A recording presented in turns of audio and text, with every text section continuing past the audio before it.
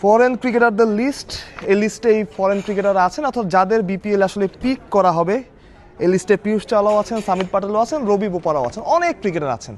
তবে কম দামে অর্থাৎ কম দামে ভালো প্লেয়ারও কিন্তু আছেন, অর্থাৎ দলগুলো চাইলে কম দামে ভালো প্লেয়ারও তাদের দলে ইনক্লুড করতে পারেন, অর্থাৎ দামে কম মানে ভালো সেসব প্লেয়ারের একটা লিস্টই আমি একটু মার্ক করে এনেছি।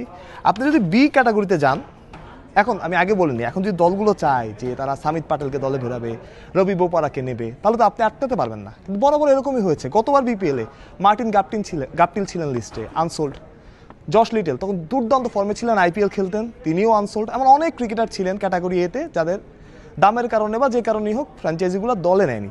তবে এবার আমি ওই দামের এ ক্যাটাগরিতে পরে যাবো। বি ক্যাটাগরি থেকে যদি শুরু করি, ওই যে বললাম না দামে কম মানে ভালো প্লেয়ার, সন্দীপ লামিচানে আছেন নেপালের প্লেয়ার, দারুণ ফর্মে আছেন, নেপাল প্রিমিয়ার লিগ খেলছেন এবং উনি বাংলাদেশের উইকেটে কি করতে পারেন এটা হয়তো আপনি ভালোভাবেই জানেন।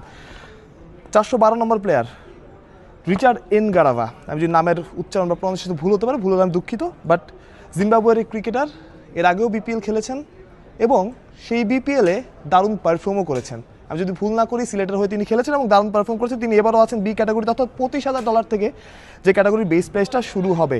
হ্যারি ট্যাক্টর আছেন, আয়ারল্যান্ডের হয়ে এখন খেলছেন এবং কী ধরনের ক্রিকেট, বিশেষ করে চট্টগ্রামের উইকেটে, ভালো উইকেটে কেমন খেলতে পারেন হ্যারি ট্যাক্টর, সেটা নতুন করে বলার কিছু নেই, আপনারা খুব ভালোভাবেও জানেন। তিনিও আছেন বি ক্যাটাগরিতে।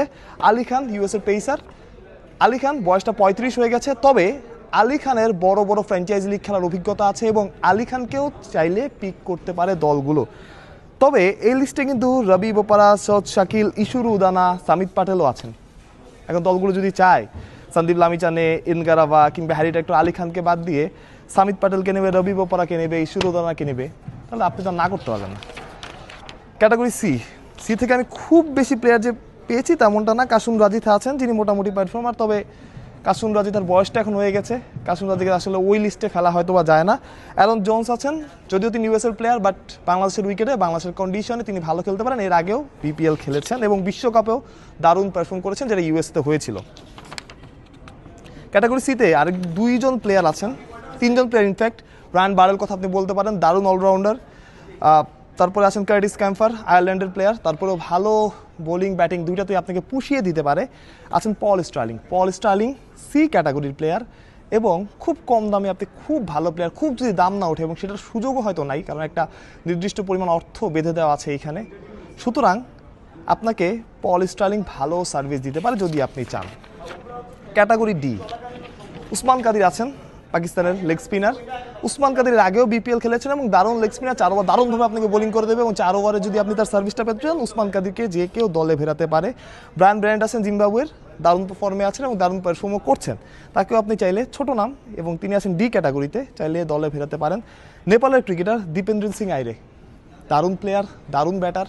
আমি দারুণ সবার ক্ষেত্রেই বলছি কারণ এই নামগুলো আমি মার্ক করে আছি, প্রায় 250-এর উপরে ক্রিকেটার আছেন, আমি মার্ক করছি এখানে 15 জন বা 20 জন।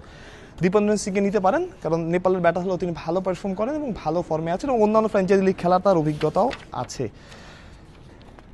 আসিফ শেখ, তিনিও নেপালের প্লেয়ার এবং তিনিও ভালো ক্রিকেট খেলেন। যারা নিয়মিত নেপালের ক্রিকেট বা অ্যাসোসিয়েশনের ম্যাচগুলো ফলো করেন তারা জানতে পারেন যে ভালো কন্ডিশনে, ভালো অবস্থায় তিনি ভালো পারফর্ম করতে পারেন। সোমপাল কামি, তিনিও নেপালের, তিনিও ভালো অলরাউন্ডার এবং বড় বড় ছক্কা মারতে পারেন। আমি আবার বলছি যে এটা কিন্তু ই ক্যাটাগরির প্লেয়ার, অর্থাৎ তাদের বেস প্রাইস $10,000 থেকে $15,000। তো সুতরাং ওই ক্যাটাগরিতে এর চাইতে ভালো প্লেয়ার আপনি পাবেনও না। এই ক্যাটাগরি আরেকজন প্লেয়ার ডমিনিক পিটার সিবলি, যদিও টেস্টের জন্য পরিচিত, বাট এই কন্ডিশনে, এই স্পিনিং উইকেট যদি হয় সেই কন্ডিশনে তাকে কাজে দেবো, তার বিপিএল খেলারও অভিজ্ঞতা আছে। এই ছিল আমার প্লেয়ারের তালিকা, যেখানে ভালো কিছু প্লেয়ার ছিল যারা দামে কম মানে ভালো। তবে এই ক্যাটাগরিতে দারুণ কিছু প্লেয়ার আছেন যাদের আপনার $35,000 থেকে বেস প্রাইস শুরু হবে, সেটা আরও বাড়তে পারে। সেই ক্রিকেটার যদি আপনি দেখেন, Dasun Shanaka, George Munsey, Wayne Parnell আছেন, মাহেশ থিকসানা আছেন। মাহেশ থিকসানার কথা বেশিরভাগ বলতে হয়, আমার মনে হয় প্লেয়ার টু ওয়াচ এই নিলামে, কারণ থিকসান আসলে কি করতে পারবেন এই উইকেটে বা যে কোনো উইকেটে, যেহেতু এলপিএলটা হচ্ছে না, দারুণ কিছু প্লেয়ার বাংলাদেশ দল পাবে। এবং মাহেশ থিকসানার কথা বলেন, মাহথিসা পাথিরানা বলেন, যিনি আইপিএল নিয়মিত খেলে থাকেন, ইভেন শারজা ওয়ারিয়র্সের হয়ে তিনি IL T20তেও খেলবেন। মাহেশ বড় নামই বলা যায়, চারিতা সালাঙ্কা, শ্রীলঙ্কার হয়ে দারুণ কিছু ইনিংস আছে, দারুণভাবে তিনি শ্রীলঙ্কাকে লিড করছেন, তাকেও নেওয়া যায়। মোহাম্মদ ওয়াসিম আছেন পাকিস্তানের পেসার, তাকেও আপনারা এই ক্যাটাগরি থেকে দলে ফেরাতে পারেন। এই ছিল একটা মোটামুটি লিস্ট, আমি যে লিস্টটা করে এনেছিলাম যে ভালো ক্রিকেটার বা ভালো মানের ক্রিকেটার যদি আপনারা চান তাহলে এদের আপনারা দলে ফেরাতে পারেন। এখন এখান থেকে যদি আপনি বাইরে গিয়ে সামিত পাটেল, রবি বোপারা কিংবা অন্য প্লেয়ারদের ফেরান সেখানে তো আর কিছু করার নাই, বাট আমার কাছে মনে হয়েছিল যে এই প্লেয়াররা যে কোনো ফ্র্যাঞ্চাইজির জন্যই ভালো বা ইফেক্টিভ হতে পারে। এই কন্ডিশনে আপনাদের মধ্যে কারো নাম থাকলে আপনারা জানাতে পারেন।